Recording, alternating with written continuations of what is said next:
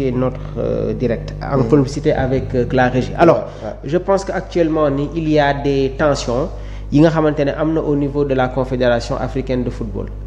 léegi nag man dafa am analyse boo xamante ne dama ko yëkkati woon il y a quelques jours mooy lan mooy CAF dinañu dem ci benn période boo xamante ne dina éclater parce que dirigeants yi nga xamante ne ñoom ñoo nekk ci boobu les confédération jamono ji soo leen gisee ñuy wax dañuy afficher li nga xamante ne moom mooy benn peur te gis nga bit bu tribunal arbitral joxe li nga xamante ne moom mooy seen décision wax naa ko dama koy waxaat des têtes vont tomber léegi nag je pense que actuellement rien n'est encore joué suñu dirigeants yi nañu bàyyee xel waaye tamit nañu fexe encore une fois tey jii nii redorer waat le blason su ma nee suñu dirigeants yi nag mooy ñi nga xamante ne ñoom ñoo nekk au niveau de la Confédération africaine de football léegi Patrick Motsepe dafa am benn point boo xamante ne dama doon xaar mu àddu si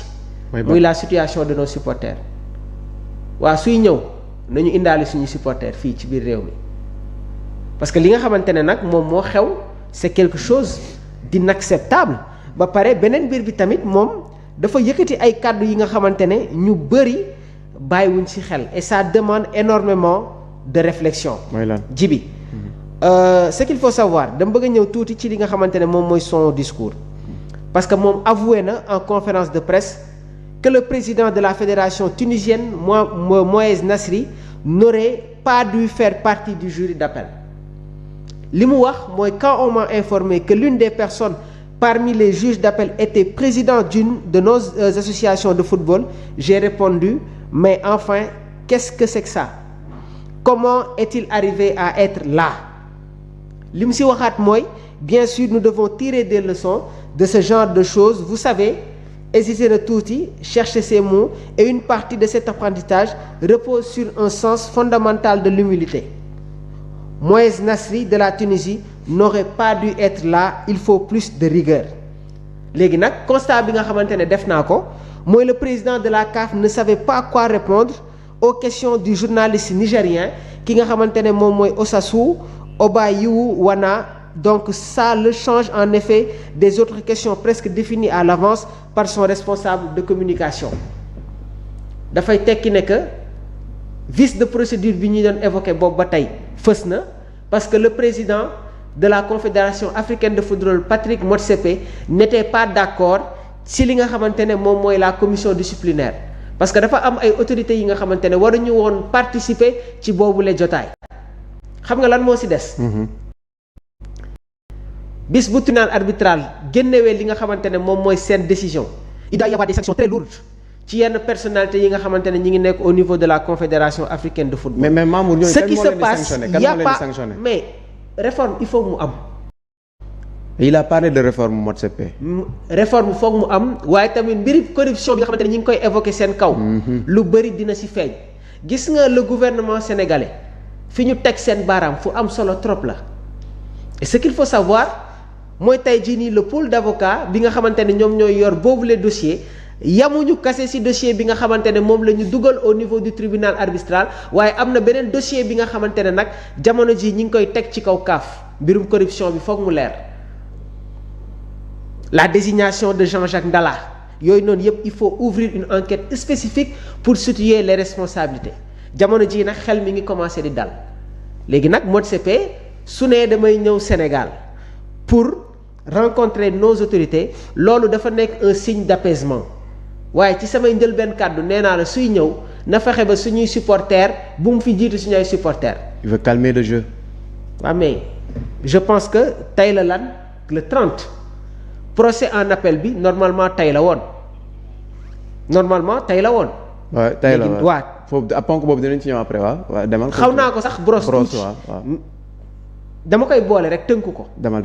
mais suy ñëw. bu mu bàyyi foofu suñu ay supporters. parce que tamit nag il faut que le Maroc arrête lii gàcce la.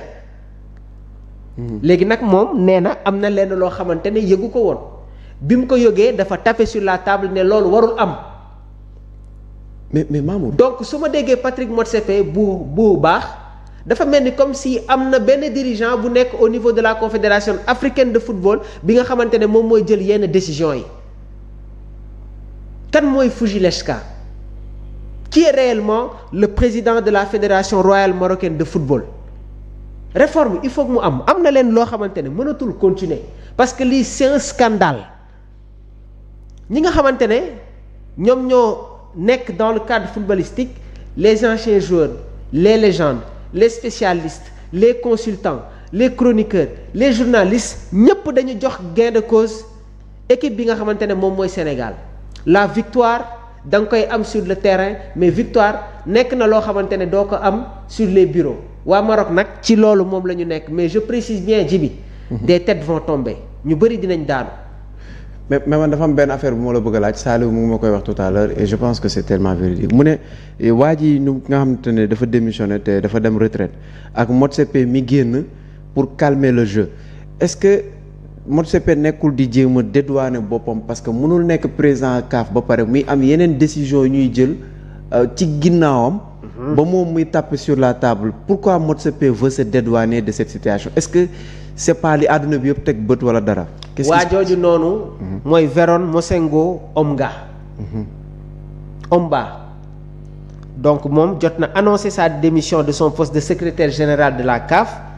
après plus de 30 ans de carrière dans l'administration du football mu nekk l'un des piliers du dispositif de Patrick Motsepe moom nag décidé na de passer la main pour se consacrer à des projets personnels léegi kii kan moo ko tabb Patrick Motsepe kan moo ko nommé c'est que il ne faut pas jouer avec les gens gis nga CAF ñun la ñu yàpp mais instant bi man jàpp naa ne que ñi ngi foowee seen xel parce que am na benn âge boo xamante ne soo ko amee tu ne dois plus faire partie de cette confédération là am na tey jii benn statut bi nga xamante ne soo ko amee waroo bokk ci yenn réunion wala yenn comité yi nga xamante ne sax dañ koy mettre en place il n'y a pas plus grand scandale li nga xamante ne jamono ji moom moo xew au niveau de la confédération africaine de football te nag Motsepe essaie de se démarquer parce que déjà moom am na une lecture sur les décisions yi nga xamante ne moom moo war a ñëw ci kanam la CAF n'aura pas gain de cause ci décision bi nga xamante ne moom moo war a jóge au niveau du tribunal arbitral beneen mbir bi tamit est-ce qu'il s'est exprimé sur les réactions de la fédération sénégalaise de football ak réaction bi nga xamante ne jóge na au niveau du tribunal arbitral. est-ce que nekkul réaction bi jóge tribunal arbitral. parce que tribunal arbitral li ñu wax mooy. waa fédération sénégalaise d'accord nañu ñu dem ci li nga xamante ne moom mooy une procédure accélérée parce que en général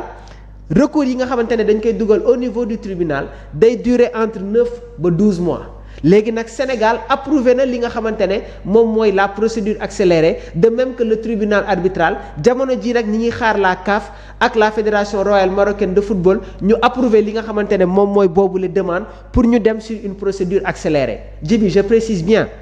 des têtes vont tomber Djibi des têtes vont tomber. En parlant des têtes qui vont tomber, il y a quelqu'un qui vient d'écrire quelque chose de très important dans les commentaires, à savoir que Patrick Motsepe vient à Dakar pour négocier juste pour que Sénégal retire plainte am ci par rapport ak li am na moo nekk corruption et soupçon de corruption te tout à l'heure da nga ko waxoon. On ne va pas retirer de plainte parce que ñoom dafa am lenn loo xamante ne bàyyiwuñ ci xel. mooy lan. mooy le Sénégal début procédure bi dañu adopté woon li nga xamante ne moom mooy la diplomatie de proximité diplomatie de proximité su ma ko waxee nag mooy en première il fallait impérativement conserver nos relations yi nga xamante ne am nañ ko avec le royaume chérifien parce que c'est des relations historiques des relations fraternelles beneen mbir bi tamit bëgguñu woon mettre la pression à la confédération africaine de football après les incidents yi nga xamante ne amoon na ci boobule final et dama koy waxaat encore ñi ngi évoquer ay faits de corruption mais Djibi mënoon nañu évoquer waat beneen fait. mooy ban. suñu joueurs yi am ay malaise. waay Krépin Diatta Ousseynou Niang Pape Matar Sarr lan moo leen dal mais loolu rek waroon nañ ci ibbi enquête. léegi nag man bi ma gisee le pool d'avocats. mais Mamour xam nga loolu nit ñi dañ koy fàtte. mais déggoo li ma la wax depuis le début de la procédure le Sénégal disposait de moyens très clairs pour contester les décisions yi nga xamante ne jóge na au niveau de la confédération africaine de football am na li nga xamante ne tamit moom mooy la gestion du timing Je précise bien, Djibi, il y a la gestion du timing. Nos fédéraux ont joué avec le temps. Nos fédéraux ont brouillé les pistes. Et tey jii nii dans l'interprétation, dans l'argumentation de ce dossier-là, l'approche bi nga xamante ne moom lañ siy tiré mooy nag jamono ji décalage bi dafa wëlbatiku ci dossier bi. Parce que Maroc. ni ñu duggee woon ci dossier bi. dañu jiitu woon Sénégal waaye le Sénégal s'est rattrapé dans la procédure. mettant la pression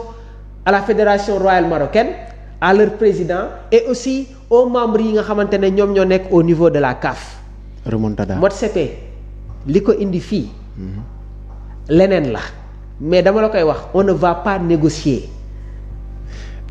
on ne va pas négocier ñi nga xamante ne tey jii parce que bi ma dégluwee la conférence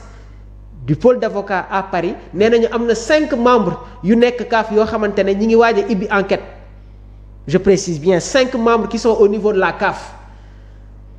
ñi ngi ibbi enquête parce que foofu mbirum corruption bi moom moo dugg foofu. moo tax ma ne la des têtes vont tomber. donc Motsepe a d'autres ambitions. gis nga ci contexte bu ñu nekk nii.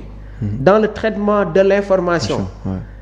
su ñu yëkkatiwee ay kàddu rek dinañu xam exactement fan la ñuy jëm. te ñii di ñu seetaan ñoom ñoo ñu gën a xam exactement fan la procédure bi toll mais xel mun na dal.